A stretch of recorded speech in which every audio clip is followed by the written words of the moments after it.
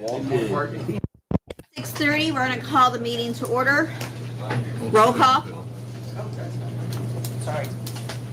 Eric? Yeah. Sarah? Here. Ross? Yes. Jay? Yes. Audrey? Here.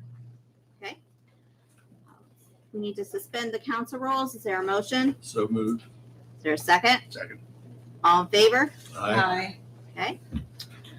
Legislation, this is the second reading, Resolution 22-2025, a resolution adopting a statement of services for a proposed annexation of 344.391 plus or minus acres from Scioto Township to the Village of Commercial Point and declaring an emergency.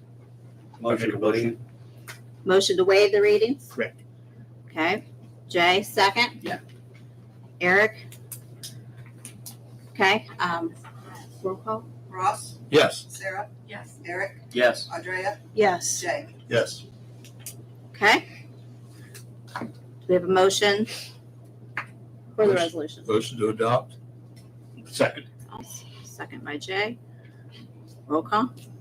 Audrey? No. Jay? Yes. Sarah? Yes. Eric? Yes. Ross? Yes. Okay. Resolution is passed. Okay, the next thing we have up is a presentation by Bricker and Graydon with tax incentives and how they'll work and what you need to know. This is kind of for us, for council. They're going to come up here and explain to us TIFs, CRAs, NCAs. So council and the attorneys can have a back and forth. Anybody's welcome to stay and listen to everything. But yeah, so whenever you're ready. Start his timer.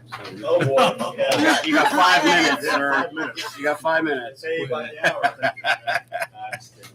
I'm just kidding. Thank you, Councilwoman and Council. Thanks for having us tonight. One of the reasons why we were, I think, asked to come, there's a lot of activity in Commercial Point. There's a lot going on. And a lot of these tools are used when we have development activity. So we're going to pass out a couple of those notes for you all.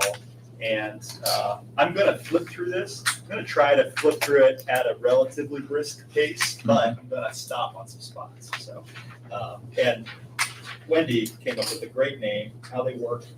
What do you need to know? It's all we need, right? Is what do you really need to know here? Our firm, Bricker Graydon, is kind of a leader in economic development activity. I'm the chair of public finance, so that role involves advising, everybody from the state of Ohio to small townships about, these types of tools. There's a lot of intricacy in our laws, and so one of the things I do, and one of the things our team does, is what we try to do is take that intricacy and make it understandable, so you can use it in your community. We have a toolkit. It's online. It's Develop Ohio Toolkit, and you can go there. It's a whole. It's thicker than this, and it's all laid out. All these different tools are written out. So it's another way for you to take the information in, other than just the presentation. But Bricker has two different kind of arms. Argus is an economic development consulting firm. That firm is not lawyers, but rather people who get in the weeds with the auditors and the treasurers and folks to understand the money behind some of the projects. And then the lawyers, what we do is help advise councils and mayors and city officials and township officials and county officials about all these things. So one of the areas that we've been engaged by the village on is TIF administration. So with the KNOVA site, KNOVA's got a TIF, and that TIF has some intricacy in it. There's an agreement, and that agreement, puts money into a flow. And so one of our jobs for you all is tracking that and making sure that it's all working correctly. And there's a lot to that. We do that all the time. But what we really want to get into are these economic development tools. So if you take a look on page 5, you'll see like the key kind of tools we're going to talk about today. TIF, tax increment financing. CRA, that's tax abatement. Port authorities, what the county port authority is doing here in the county and what it does. PACE financing, that's a property owner tool, and then new community authorities. And those are kind of an important development tool for growing communities. So we're going to touch on each one of these. And then finally, we're going to touch real quickly on TIRC, the Tax Incentive Review Council. And TIRC is kind of like the enforcement body for you all in these tools. How do we keep people's feet to the fire? How do we hold them honest to their commitments? If a big project comes into town and they promise a number of jobs, who's checking up on that? Who's following up on that? That's what TIRC does. So when we think about these different tools, you kind of have to think about them like it's part of your ecosystem as a municipality, how these things work. And then part of our job is really to help you make them work right, and also to help you work with the county people to make them work right, help you work with the township to make them work right. I'm moving through here on some of the slides. I want to make a note here on slide 7. One of the things that is a really critical thing for development activity in a growing community is working with your property owners and working with people who want to come and invest in the community. And there's always this question, does the project pencil? Does it make sense? Is it economically viable? Is the project going to work, right? So a lot of what we do in this dialogue is figure out if projects can work. And if they can't work, how do we fix the project, or how do we kind of rework taxes in order to make the projects function? You think about a really large data center project. That large data center project has a lot of demands on it. It's got energy demands and it's expensive, super expensive. How do we tweak these things in order to make it work? A lot of times we think about trying to use, equity, developer equity. Property owner comes in and it's their project, their equity. We try that first. But when that doesn't work, what do you turn to? Well, do we find other people's money? Is that a way to do it? Do we try to see, okay, well, maybe the county will contribute something in, or maybe we can use a different type of tax tool like TIF or tax abatement in a way that's other people's money, because it's these different taxing jurisdictions that are all affected. But if we follow the laws and we kind of target our investments, how do we make that work, right? So a lot of this is about just understanding that you're swimming in a stream and you're moving down that stream, and there's also developers in that stream, and there's other governments in that stream, and there's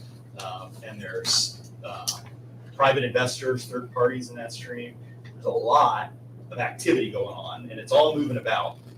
How do you use your powers as a municipality to kind of focus and say, what is it that we can do, and how do we do it?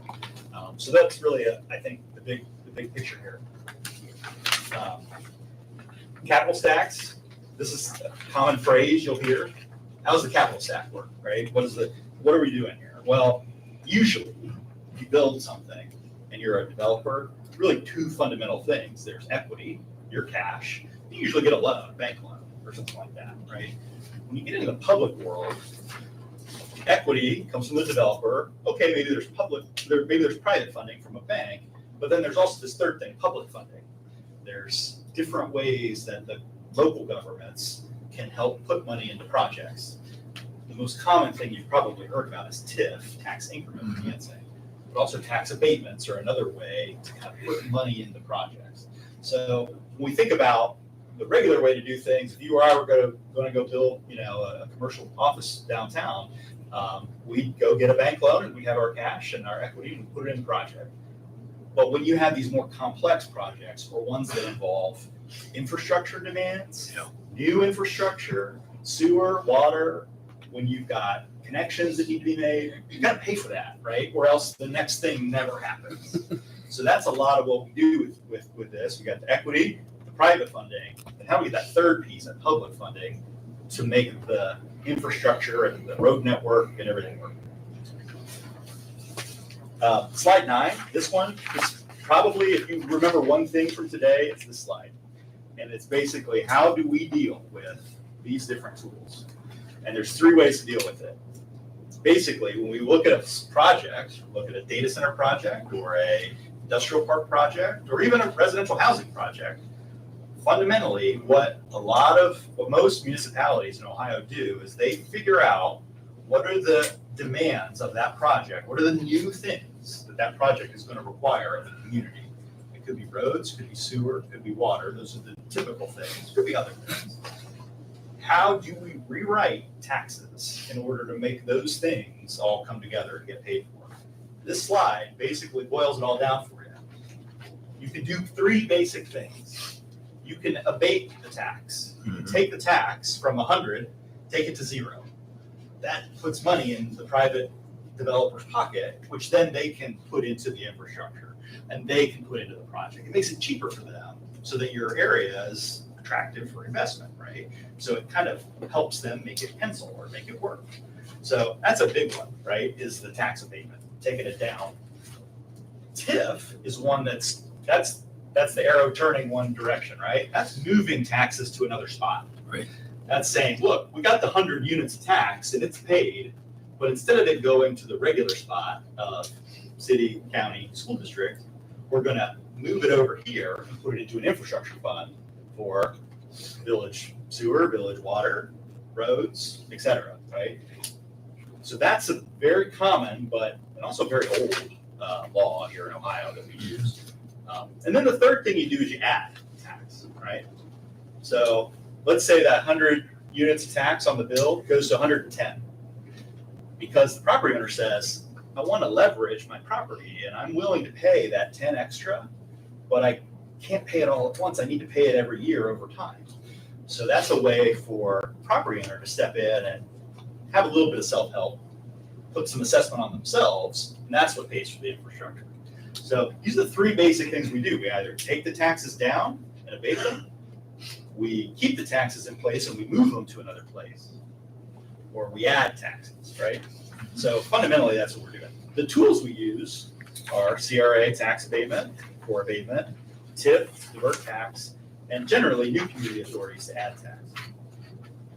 So I want to talk about the key ones with you guys. If you have any questions, let me just pause there. I know there's a lot. I'm just spitting off things, so it's like school, but sorry about that. When you keep saying that nasty 4-letter word abatement. Yep. I mean, that's not letting the developer off scot-free like everybody seems. Can you maybe explain a little bit more abatement? Because unfortunately, so many people just think abate means you're giving them everything for free. Yep.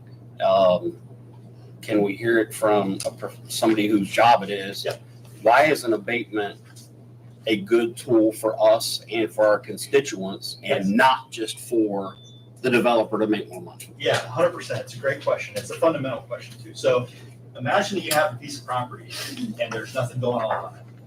And that property is going to house a big data center project. Okay, that happens without development. That property is going to continue to pay essentially farm taxes. It's going to pay just the CAUV, property tax for the farm ground. That's all it's ever going to pay.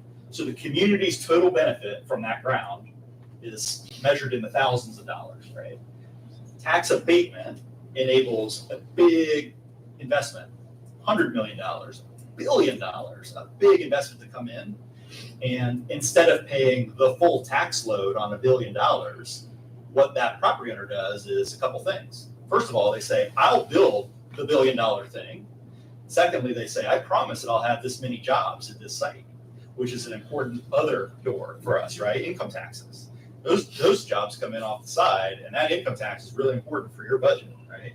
So in one way, you deal with property taxes on the abatement side, but what that's doing is generating value for the village over here with the income tax, right? So those couple things are, you're going to build the thing, you're going to put the people in it, the jobs, right? Also, no abatement is free. And anybody who tells you that is lying, because the abatements come with pilot obligations or payment obligations. Basically what that is the developer saying, look, I understand that there are costs to provide service to my site. I understand that there's roads and things that need to be paid for. I'm going to pay voluntarily a pilot payment. I'm going to pay some pretty significant amount of money to you, the local government, so that you can make sure that I have police and fire and road access and sewer and water access. Right? So abatement is almost like we're just entering into another area to negotiate these things and talk them out instead of the general laws. That's really what we're doing. we're using the power of laws to take us over here and to really do a more specific deal. Not every building in Ohio is worth $1 billion, right? And so all of our general laws are about our houses and about our businesses. They're not about $1 billion items. So you need to step over into this other world to work through that. So that's how I see it. I see it as it's really truly a value add for the village, because without that, you'd be getting a matter of a few $1,000s, right, on that ground. Whereas your opportunity is really to house another project, house jobs, bring in income tax. And then long-term, you get to keep all the infrastructure, right? Long-term, those roads and that sewer and that water is all yours for everybody. Does that help? It does. And for the abated land, for the supportive things like the schools, the trade schools and stuff. Yep. They're still made whole in most of those, correct? Are they on the new value or the farm value? How does that benefit? Yeah, it's a good question. So for everything that existed before the buildings, the schools continue to get what they would have gotten. You continue to get what you would have gotten. In other words, the basic property values that are on the land continue to get paid. Taxes are paid on that, and those jurisdictions get that. When you start building a $100 million item or a $1 billion item out of that pilot payment, that's really where you start to peel off and say, hey, joint vocational schools or regular general school district, here is a payment that is recognizing that if we were over here in general world and paying the full freight on taxes, you would be getting some of that. But remember, we're not going to be here. We're the big $1 billion company. We're not even going to be in your community. We're competing with Canada or with Indiana. We're not even going to be in Commercial Point unless we can strike a deal. So the situation for the local government is, and the school district is, hey, a deal is better than nothing. It's especially okay for schools when we're not adding kids, right? Right. There's a different equation that happens when you do residential development, for sure. When you do residential development, now you need to be paying for kids in schools, right? Because they're coming to your town based on that. MI's got a beautiful development, it's very nice, but there are kids there, right? And so when we do development there, we want to make sure that schools are made whole, right? So that's a different philosophy for residential development than it is for something that's commercial. Is that helpful? And that's why TIFs and CRAs are commercial only, not for residential. Generally, although you do have residential TIFs in Commercial Point, and the MI Yeah. side is, but Not the CRA. yeah, correct, yeah. Yeah. So in your community, it's not been your policy to tax abate residential, and that's not really favored policy. Thank you. So let's take a quick tour through CRA. So CRA, this is the abatement tool, right? So there's a bunch of process that goes into putting together a CRA area. I believe you guys have 2 CRAs, is that right? Mhm. 2 districts? There's 2 districts. One covers the entirety of the municipality. Right. And one is just off of 104. So, historically, what you all did was separate the general from the industrial park areas, right? And so you're more specific there on the industrial park, and that makes sense because those are not kid developments, right? Those are not residential developments over there, and in order for you to compete to house a project, you have to have a bigger abatement there. So there are some ways to do residential abatement. That's kind of a big deal in the urban centers, like in Cincinnati and in Columbus, where there's housing policies. A lot of times those big communities, they say, we'll do an abatement for like multifamily or for apartments, but only if it's for this level of income. So they reserve the units for low and moderate income users. That's the only way you can really get an abatement in Columbus, is to have enough low and moderate income in your development. So what the city is doing up there is driving policy. We need more low and moderate housing. So then that's where you get the benefit of tax abatement, is by providing something that the city needs, right? You all don't, you don't have that in your policy, and you haven't really wrestled with those questions, and we don't need to do that today, but that's out there. So just flipping through the CRA item, a lot of times I think it's important to remember that these tax abatements are agreements, okay? So they end up with not just a declaration of council that the area is eligible, but actually a written agreement with that property. That agreement is binding and it's enforceable, right? So back to the original question that the gentleman asked, what are we getting out of this, right? Well, we're getting promises of what they're gonna build, how big it's gonna be, how much it's gonna be worth, how many jobs are there, how fast they're gonna build it. We're getting all those promises. Those promises are really, really important to figuring out how you guys pay for stuff, right? How big is that pilot gonna be? When is it gonna be paid? All those promises are in those agreements. So if somebody comes along and you guys do a tax agreement with them and then they break it, then we go through the enforcement process and then ultimately you can yank the abatement. You can take it back, right? So you can revoke these, and that's part of our job is walk around saying, hey, you didn't do what you said you were going to. Let's work it out. Make a penalty payment. Make good with the community. Figure out a way to do it, right? So that's part of what we do when we negotiate these things is think about what happens if it goes bad. Also, I wanted to mention in CRA, mega project CRA. So mega project is the big one, right? These are the ones for billion-dollar projects or larger. So, certainly you all are aware of the Andrew project, right? I represented the county working on the Andrew project. That project is very large, and it's also got a lot of jobs, 4,000 jobs. So what the state said a few years ago is they said, look, we're going to make sure that we, Ohio, can compete nationally for these big sites, right? Honda was one over in Fayette County, and then you've got, obviously Intel, but Anduril came here in Pickwick County, right? And the Anduril project is basically, it got not just the regular tax abatement, which you all can do on a regular basis for 15 years. You can do a tax abatement that's up to 15 years. The Anduril project is a 30-year tax abatement, much longer. And it's because it's much bigger and there's a lot more to go into the infrastructure. They have to build out the airport site. They have to build out the roads between the airport site and Airbase Road. They have to do a whole bunch of stuff. There's over $100 million of infrastructure to build, right? So you can think about this in terms of economics or money. They needed more time. They needed more than 15 years. They needed 30 years. What do we get in return? What did Ohio get in return? A promise that they were going to build it pretty quickly and put 4,000 jobs in there. So that's the nature of the agreement. Right. Mega projects, the big ones, can be up to 30 years. Your industrial park CRA allows you to approve a mega project tax abatement if it meets the criteria. And a lot of the criteria are determined by the state, not you.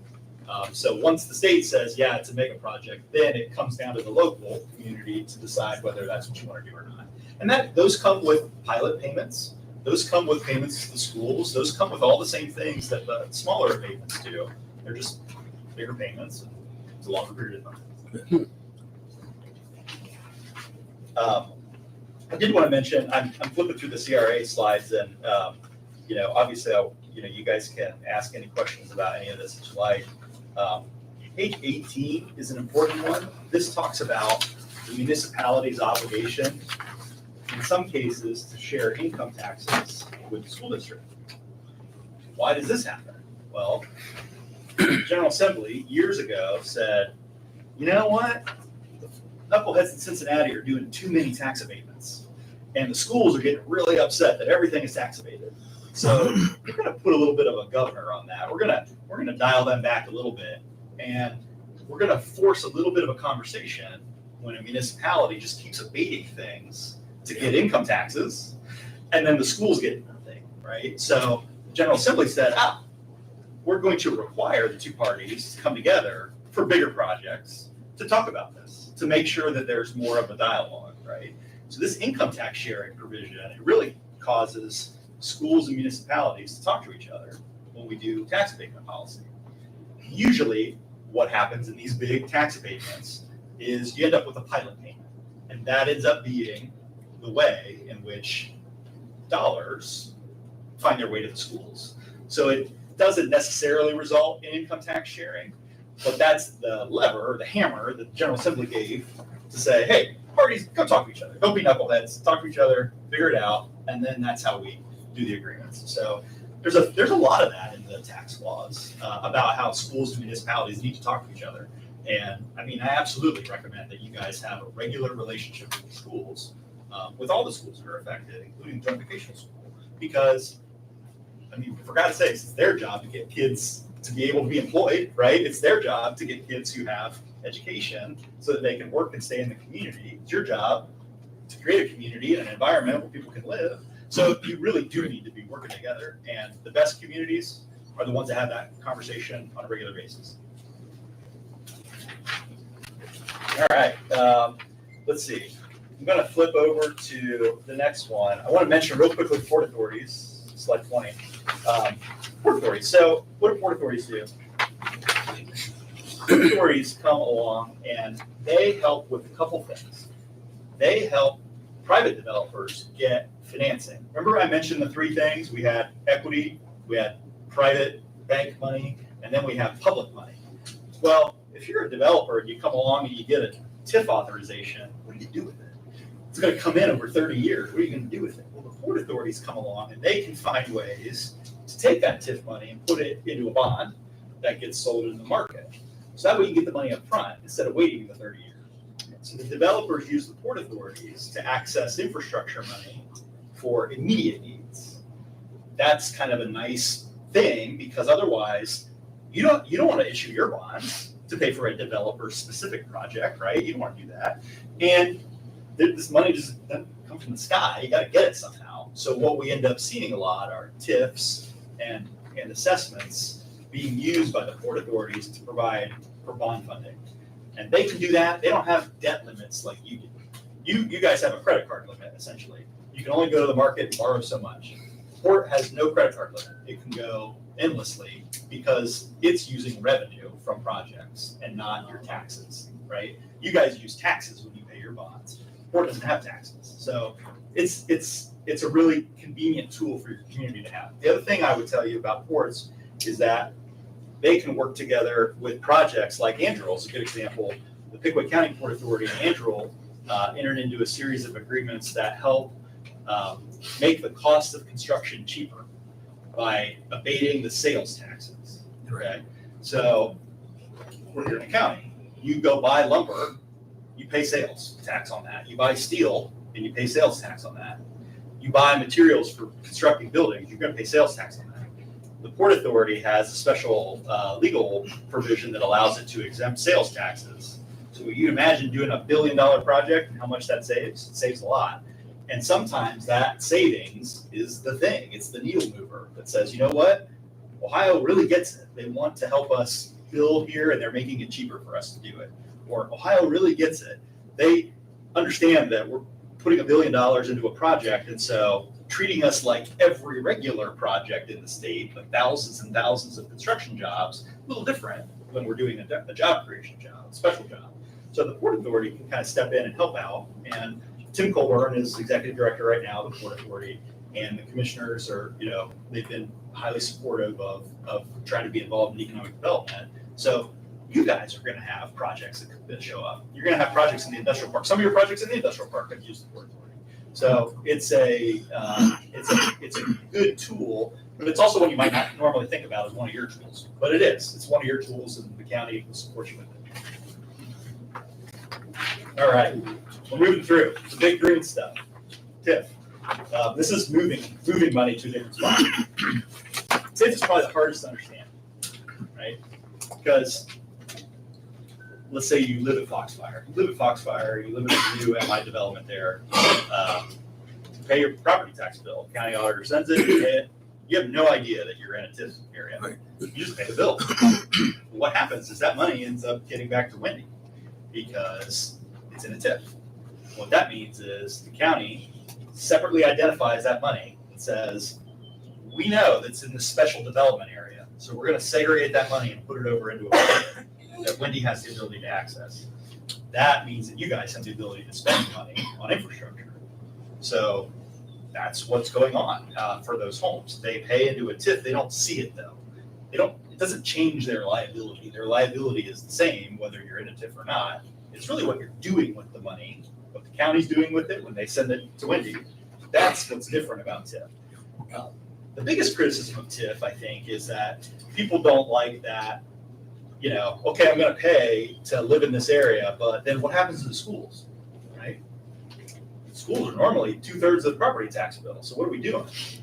That's why when I mentioned residential TIF, your TIFs keep the school completely whole. They're held harmless. Yep. So when that bill gets paid by the homeowner, 100% of what is on there for the schools goes to the schools. Wendy doesn't get it. The leftover is what Wendy gets to access. But that leftover, a little bit of it, times 100, 200 houses, it becomes a good bit of money that you can use for sewer and roads. So that's kind of what TIF is about. The thing that's kind of interesting about TIF is that it's really, really technical. The county auditor does a lot of work in this space. So, Brad's doing a good job of identifying these areas and then figuring out, all right, pre-development, this is the base value. This is what, it's going to be the pre-improvement value. Then when we go put a new building on top, that's the post-improvement value. So that's the I in TIF, that's increment. The difference between pre and post. So all the taxes paid on that, his office has to track, and they have to segregate, and then they have to send to Wendy, and it's a big process, right? It's a whole thing. So TIF does involve, sometimes even professionals like us have to dig in a little bit and say, is that working right? Or did they get the numbers right? Or so part of our job is to help communities do this stuff. But it's really, really important. It's really valuable, right? It gets you a lot. TIF is often used, like I said, for bonds because it's long-term. TIF can be 30 years. So you can imagine, this didn't happen in the Foxfire and at my site, but you can imagine a developer coming and saying, look, I got a lot of sewer, so let's do a bond. Let's do a sewer bond and do that. And the village says, I don't want to issue bonds. So the developer says, okay, either we'll pay for it and just keep sending the TIF money back to us as our payment back, right? Just keep doing that. And then when we're paid off and all the interest is paid, then we're done. That's pretty common. So it's like a developer payment. The developer has cash, they put it into the infrastructure, and then they just get the payments every 6 months from you guys. Kind of like self-financing in a way, right? The other way they do it is the bonds. They go to the Port Authority, they go somewhere else, and they get a loan or a bond. And that lender gets the money from Wendy every 6 months. That, they get the money. And so that's how you can get financing, get the money up front. So a TIF is basically a no-risk loan to the village. And what we're paying for the infrastructure is the cost to carry that loan. Correct. And what you pay is negotiable. So sometimes it's 0%, and sometimes it's 5%, sometimes it's 7%. I mean, for residential, we're staying as strong as zero. Correct, zero. You're paying zero on your current loan. So we're not giving anything. We're just borrowing other people's money. From the future. And if we have an interest, that's all we're paying for that infrastructure per se. That is a great way to articulate it. I think you really hit it right there, because otherwise, the things that you're not doing, you're not taking village money and putting it in the ground. You're not borrowing from the market, right? You're not entering into a loan where you have to pay that loan back, right? Really, fundamentally, what you're doing with TIF is you're saying this area of our community, we are supportive of you, developer, taking risk and helping develop this area. And we will help pay you back for what it is you put into the area. A lot of times you're requiring what they put in the area. You're requiring the sewer, you're requiring the roads, right? So it's kind of like creating a special area and saying, yeah, we are supportive, but you got to take the risk, right? That's fundamentally what's going on. We're supportive as a community, but you, private sector, have to take the risk to get the thing to work. And the TIFs, like say Foxfire, we have a TIF on that. We can only use that TIF money for that area. We can't do something over in Walker Point with Foxfire's TIF money. Yeah, that's generally right. So the answer is that use TIF money in a way that directly benefits the parcels that pay. Right. Yeah. So you can imagine that there is a village asset like this building directly benefits all parcels in the village, right? Yeah. So a TIF anywhere would be able to pay for debt on this building. And like water and sewage, because everybody, And water and sewer, uses the water. networks and Yeah. the way that they interconnect, Yeah. they're kind of broader. They're broader items. But when we talk about things like sidewalks, no, you can't take Yeah. TIF money from this site and go pay for the sidewalks over there. Right. So a lot of that is balancing and having, if you have several active funds, you kind of work with your fiscal officer to say, okay, we can cost share over there and get this done. We can cost share this and get that done, in order for you to get the things done. But you can't just, take it from one side of town and move it to the Yeah. other. So, that's been a question, so I wanted to. For sure. All right. So flipping through here, I think I'm gonna move on. I wanted to make sure we talk about slide 31 and 32. So 31 talks about the two types of TIFs that you all use. There are two, and they're a big distinction. The project TIFs are commercial TIFs. These are TIFs for property that's not residential, essentially. So the project TIFs are called the 40B TIFs, 5709.40B. Those are the types that you have in the industrial park. That's what you would have if you had a commercial development, a retail development, an industrial park development. You do that. The other one's called the residential or incentive district TIF, and that's 40C, different code section. These are a lot more harder to make, right? It's harder to do a residential TIF for obvious reasons. We're going to have more demand of people in the community. We need to make sure the schools get paid. Also, remember the county is providing social service agency activity. We have to make sure that that's paid. So the residential TIFs, if you had a property tax pie and you had a big, like a Pac-Man, if you were a project TIF, what it would look like would be like 100% is able to go to the TIF, like almost the entire pie, okay? If you have an incentive district TIF, it's only like 20%. It's a lot less, right? Because we need to pay for the schools, we need to pay for something to the county for their agencies, and so there's just a lot less left when you take care of the demand, residential demand, right? Where are those services where they need it? So when used correctly, TIFs can be a really powerful tool, but they are kind of the technical, right? We got to do this right when we do it because there's reasons why these things are in play. The other one I wanted to mention is slide 32. A couple TIFs. The KNOVA TIF on the KNOVA site obviously is one of the TIFs. That's a B TIF. Foxfire, like we talked about, that's a C TIF. Non-school is a weird way to say it, but it means that the school is protected. It means that the school millage is not in the TIF. That's what that really means. But we say non-school with our words, but it means positive. It's positive. It means that we're protecting the schools. And then also, TIF works with CRA. So this is where the math gets a little bit interesting. CRA tax abatements, they only go for 15 years. TIF can go for 30 years. So what happens if you put both of them on the same site? What ends up happening is the building gets exempt for 15 years, but when year 16 rolls around, a lot of money starts getting generated because it's no longer abated. All that's going into the TIF. So if you guys are familiar with like the Duke and the Prologis site up by the airport, that was about 15 years ago that those first went into effect. And they're just now rolling off. Those abatements are going away, but all that area is still in the TIF. The county auditor is tracking that, and those items will start to come into a big bucket to be used for, over there, county and township, roads. So TIF and tax abatement can work together. You guys are usually the beneficiary of the long end, right? Typically, it's the municipality that benefits from the long end of these things. So Foxfire will be long gone, paid off.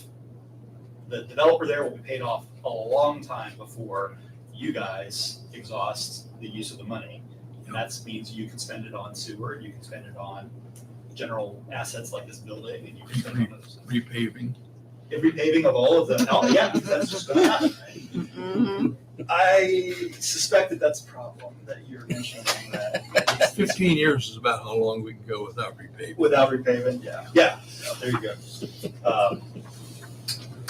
TIF, by the way, you're making me think of something, and that is that the General Assembly just a couple years ago gave municipalities the authority to use TIF for road maintenance and sewer and water maintenance.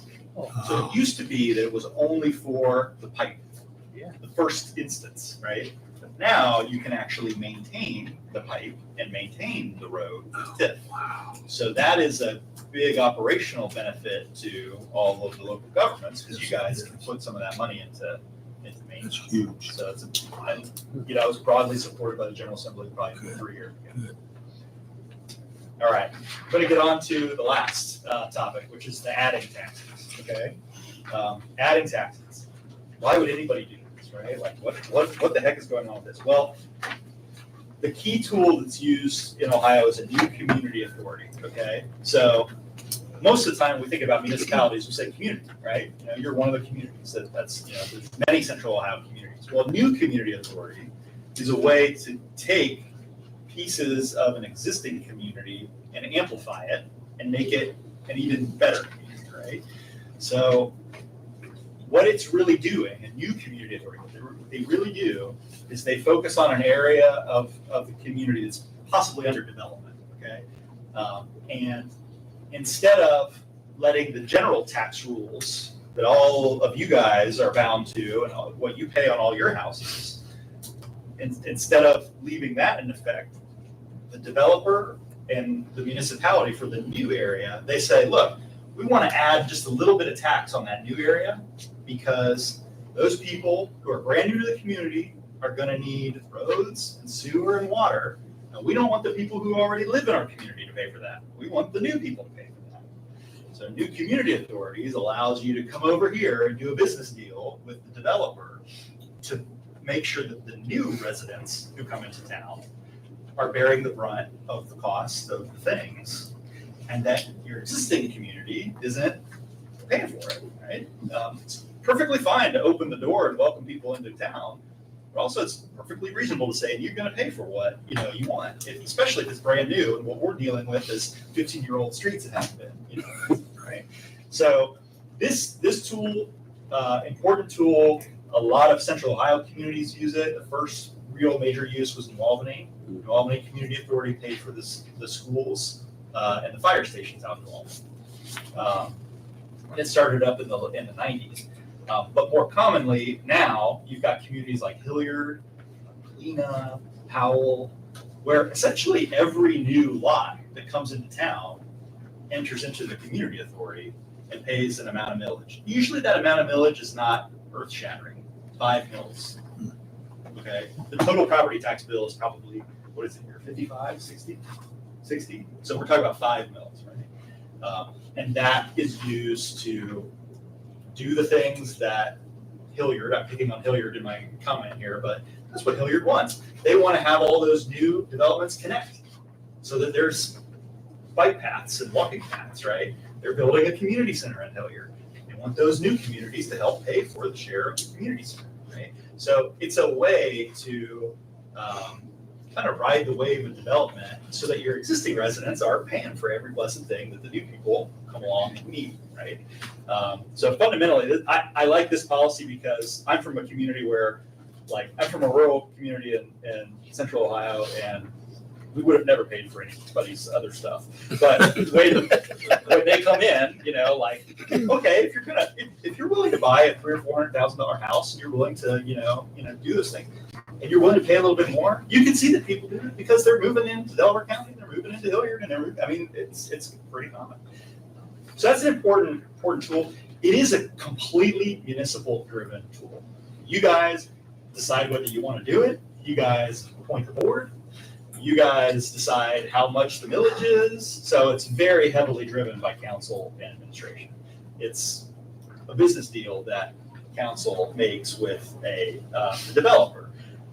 So that's important to remember. Like Columbus has gotten to the point where they don't create new community authorities anymore, really. They put people into existing ones. That way they can kind of manage their future. Galena, as an example, just has one community authority for the whole town. So everything new goes into the one community authority. So if you have residential development that's coming, you can develop a community authority policy for everybody into one, right? Is that the best avenue in your professional Yeah, opinion? absolutely. Yeah. Then you manage it. Then there's one board that you're looking at. And then all the developers are forced to kind of come to the same policy, right? because what happens when you have multiple, people whipsaw you. They say, oh, well, they got away with this, why don't I ask for that, and we'll do something different, right? Well, no, you guys are creating a policy that applies neutrally to everybody that's new. So try to handle that, manage it, right? So I prefer the managed approach, just because it gives you more power. So I think it's more beneficial for us to start our own NCA Yes, and have those developments join. absolutely. Okay. I definitely do. and us pay for it and not the developer pay for it. Yeah, just set it up to start it. Is that what you're talking about? Yeah, because Yeah. sometimes, there are some communities that have had Yeah. the fund of a developer pay to form it. I mean, I don't even know how much it costs Yeah. to It's set. probably a $50,000 cost. Oh, that's all these things. Yeah. So but your point is well taken.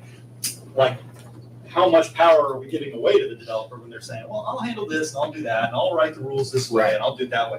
Unless you guys are thinking about it as what you need and what you want, then you can get a different approach. So I think the trend right now is more for the municipalities to drive them than it is for the developers to show up and say, I want one.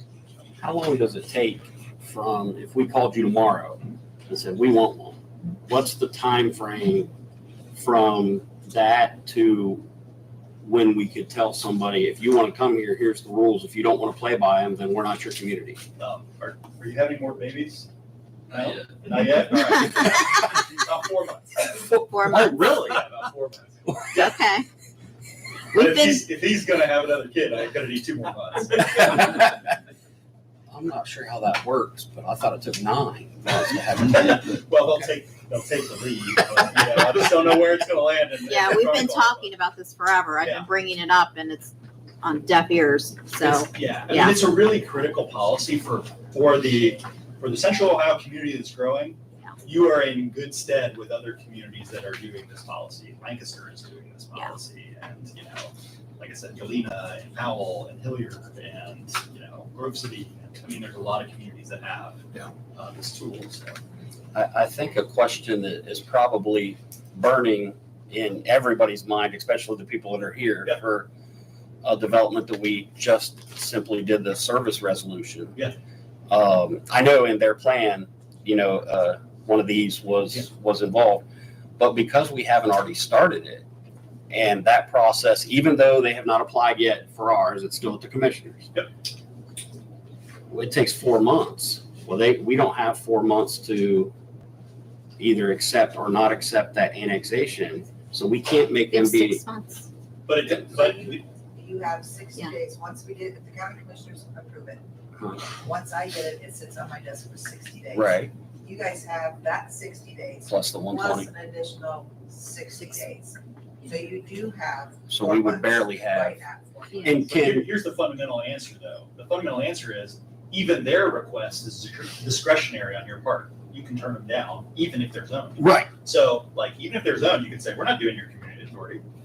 You're doing our community authority. so Yeah. we can kind of retro it per se. Yes, yes, Okay. absolutely. If you wanted that policy to apply to that new ground, you absolutely could. Okay. Good to know.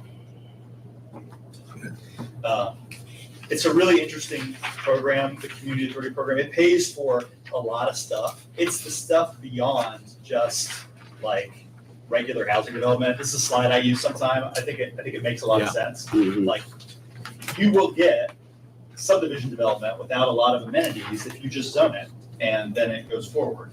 But you can help the developer get money and then in turn require them to do more amenities and or require them to do bike paths or require them to do setbacks or require them to have open space.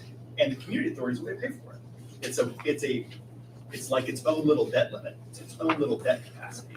You can then require them to put some more stuff in here that's good for you and good for your community and also give them a way to pay for it. So in NCA, is it 1 to 2 years in arrears because it's tax money? So It's like a year in arrears. So it's Okay. just like the house, valuation. So, if you build something today, it's not going to get taxed Right. until Jan 1, 26, and you won't pay on it until Jan 1, 27. Okay. Okay. And NCAs, they tend to last for 30 years. Some versions go longer. Some versions go shorter. That's a choice. There's a lot of choices in the policy, right? I think if you picked up the phone and called me, I would say, we need a meeting because we want to talk about a lot of the choices, right? We want to make sure that we're really thoughtful about what those choices are. Madam Mayor, do you have your phone ready to call me? Right here. And then there's just one other one that I'll mention is PACE. This is a kind of a property owner thing. Sometimes you get commercial property owners who are really focused on like solar, renewables. PACE is a way to also use something like a community authority. It's a self-assessment. And then they just assess their project for the cost and they pay it over time. So we've done a lot of PACE, about $1 billion of PACE in Ohio. This is a really popular tool. Columbus has done a lot with this. So people who have older buildings that are gut rehabs, they're taking the building and completely redoing them. Sometimes in a community like yours, it's hard to get that funded. And then this is a way to get a couple $100,000 or $500 or $1 million into a project because when they replace the boiler and they put a new HVAC system in, that's eligible for this financing. So there's lots of ways that you can help them with their private costs if it's an energy related cost. So this is a program we use a lot around the state. Who pays you? I mean, yeah, do we pay you? Is it a Yes. percentage or, because I know that's, so, I mean, you guys are known not to be the most affordable in the business. So how would we decide whether we use Bricker or we use Mr. Ricketts or Sure. we use Mr. Moore? How? It's certainly a value judgment, but one of the things that we do is we try to identify ways to bring real value, right? Change the communities and make them, I have all the respect for all the lawyers who are supporting the village in different ways, and we just do different things. So the things that I try to help you with are the things that we're expert at, and we drill really deep into them. I would be a really terrible litigator, right? I just don't do it, right? It's not my area. It's not something I would focus on. My firm does, but, how do I get paid? I get paid with project activity. It's easier to get us paid when there's something big going on because the other side is willing to pay a little bit towards the cost. Right? That can happen. So Absolutely. they can offset some Yes. of our costs. Absolutely. So the 2 or 3 new developments that we're currently, I mean, could that be something we negotiate in the beginnings? Yep. To say, hey, we are setting this up to benefit everybody. Yes. Would you be willing to take, a percentage of that? Like if this had been done back when we were doing Billy's Playground Yep. over on 104, could we have said, are you willing to? Yeah. Is there a certain percentage that each person's allowed to pay by law, or could somebody just say, no, I'll take care of it all? It's completely negotiable. Like the first mover, the first development can pay for the whole setup of your engine. And then that's their contribution and they get what they needed out of it, but that doesn't mean that you can't use it for the next thing. But they don't get a bigger seat at the table. Yeah, they just don't get a bigger seat at the table and that's negotiated in your deal with them. So, we do a fair bit of balancing those things out. A lot of times developers come and they need something and my job is to help you, not them, but I understand them. So we figure out how to make it work. So that's about all I've got. I did have a couple little notes at the very end about Turk. This is enforcement. So Tax Incentive Review Council, you guys appoint people to Turk who work with the county auditor. So that they come along and they look at every one of your tips and every one of your tax statements on an annual basis to make sure everything's running along. So that's really important because tax abatements aren't working, if jobs aren't being created, if promises aren't kept. Right. They're the people who initiate review, and then that reports back to you guys to say, yeah, we looked at Village Playground, there's some stuff not going there, and so we gotta come back to you guys and take a look at one of the abatements or change the terms. So Turk creates that accountability that is really needed in order for you to be able to do this work. So do we just say D. Fox and Ralph Holdren and these people there on it, or, I mean, is it us? It's or- appointed. There's a, you want to give notes on Turk appointment? I can. Yeah, go ahead. Okay. So, Pickaway County has really restarted their Turk process.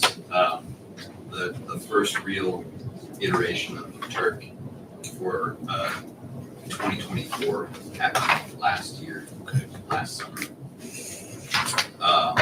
The village has appointed Wendy Hastings, I believe, and Wendy, one other member, Margie Weaver. to the Turk Council, who sits with the county auditor, representatives of Taze Valley, the joint vocational schools, depending on where the project is located. And the policy of the county is really to bring clawback features and the ability to review the terms of these agreements that are set up on a continuing basis. When Adam says clawback, that's an important kind of modern feature of a tax abatement. When Intel came to town, the General Assembly had to appropriate some money for Intel. They appropriated $600 million for the Intel fabs and then $500 million for the water. But the General Assembly said, we're not going to go forward unless there's a clawback. They put it in the law. They said, if Intel backs out or if Intel takes our money and then doesn't finish, we're taking it back. And that clawback is an enforceable obligation between Intel and Ohio. And that's in the General Assembly's law. But what that did was it trickled down to the communities that are also doing tax abatement agreements. And so, as Adam's saying, if somebody doesn't do the job, you can actually recover the benefits that they got. Is there a time frame? Because like Intel's stalling now, or I don't want to say stall, but they're pumping the brakes. That's right. Do they have a predetermined amount of time to do it? Yeah, they do. They have an agreement with the state, and I think Intel's is like to 2030. So they've got a little bit of time left in their runway before they're in default. But if you guys have an agreement, you can definitely have a clawback in that agreement that says, if you don't build in the first 4 years, or if the jobs don't arrive in the first 6 years, we're starting to claw back the benefits that you got because you didn't do it fast enough. We needed the income tax. We needed to have the income tax coming into the village on this schedule. You didn't do your job. So that's what a clawback does, is it enables you to kind of reach over and say, yeah, you got some benefits, but you didn't do your job. We're going to take it back a little bit. And then it gets worse, and then it gets worse. It's like, enforcement, right? You have a penalty, but then you make the penalty worse if they still are messing up. And then you make it even worse if it's really bad.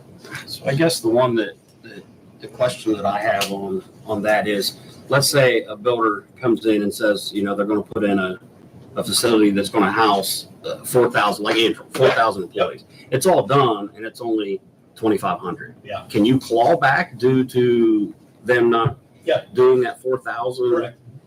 And it also is often proportional, especially for the big ones. It might be, well, you reached 2,000, but you didn't get to 3,000. So we're going to take half of that, or you got to 3,000, but you didn't get the 4. We're going to take a quarter back. So the agreements have that level of specificity in them to deal with the situation where it's partial performance, but not full. And that's your specialty. That's my job. Yeah.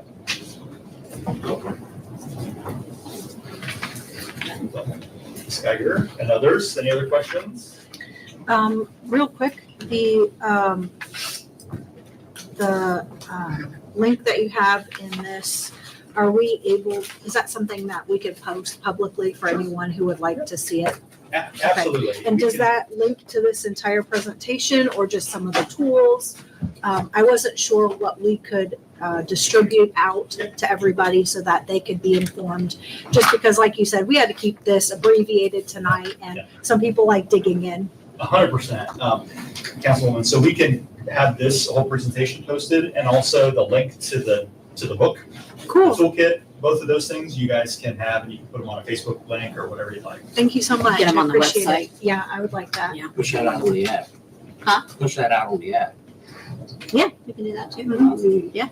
Just Got keep an it. Yeah. We do. I don't have it downloaded, but we have one. That's good. Yeah. Any other thoughts or questions?